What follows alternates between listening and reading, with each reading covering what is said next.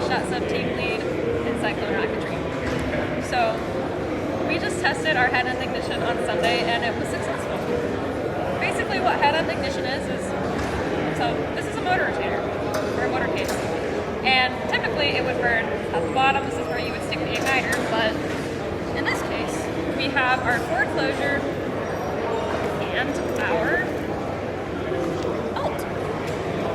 And what this does is basically the igniter gets stuck on the top of the rocket instead of the bottom, and that is where it burns. And the reason why this is advantageous to us is because in our sustainer we have a mid-diameter, which basically means that the diameter of the body of the rocket is barely bigger than the diameter of the motor. So this makes it hard for the avionics bay that is situated on top of the motor to ignite it when it's at the bottom.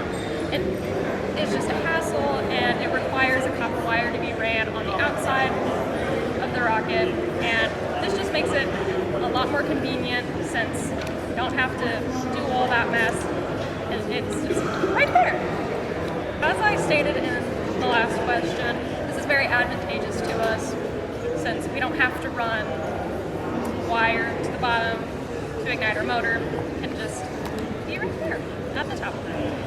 And we're implementing this into our two-stage rocket Sisyphus and Boulder, which will be launching in less than 2 weeks at Midwest Power.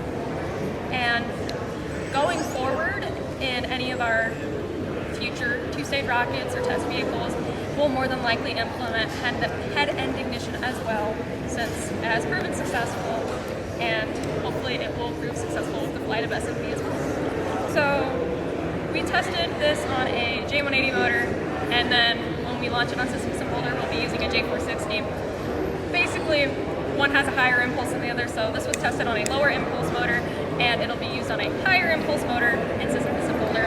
And the next steps of S&P before we launch is we'll be removing the copper tape since we no longer need it anymore, and then setting up the rocket, doing a little practice run before the launch, and then we launch. All right, thank you.